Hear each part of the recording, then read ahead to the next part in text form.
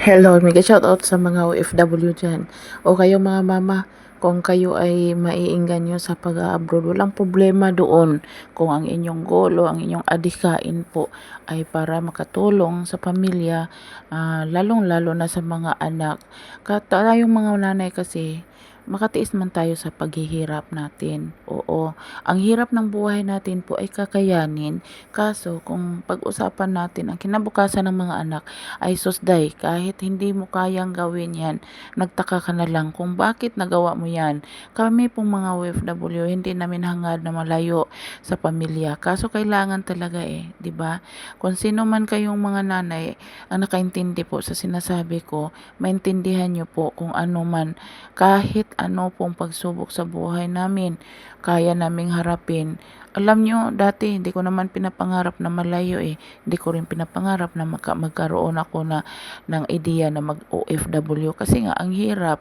Kung mahal mo yung pamilya mo, mahal mo yung mga anak mo, kailangan mong gawin ito. Kahit dati nga, nagtaka na lang ako kung bakit napunta ako sa bansang Qatar na hindi ko naman naging pangandoy ba o pangarap pa day.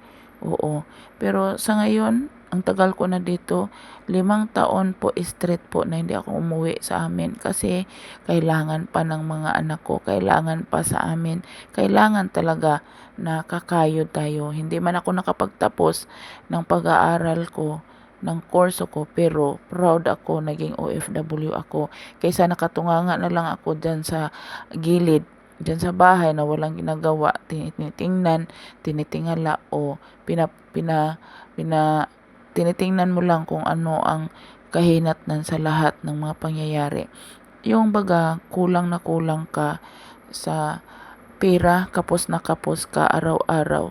Kailangan mo pang mangutang para makakain. Kailangan mo pang mangutang para makabayad ng mga balay rononday, lalong-lalo na sa eskwela. Yun ang pinaka-main dito na punto Paano kung hindi ka kikilos? Paano kung ikaw rin ay nandyan lang din sa gilid, nandyan lang?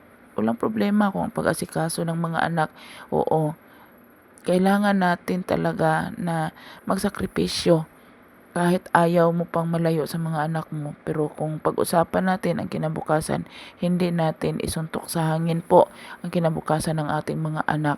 Mabuhay tayo na walang lalaki, day, pero hindi tayo mabubuhay kung walang mga anak. Hindi ko ipagpapalit kahit kanino man ang anak ko kasi sila po ang pag-asa ko, sila ang pag-ibig ko, sila po ang kaligayahan ko, kaya ipaglaban ko hanggang dulo. Kaya kayo rin, I know, naintindihan nyo ako.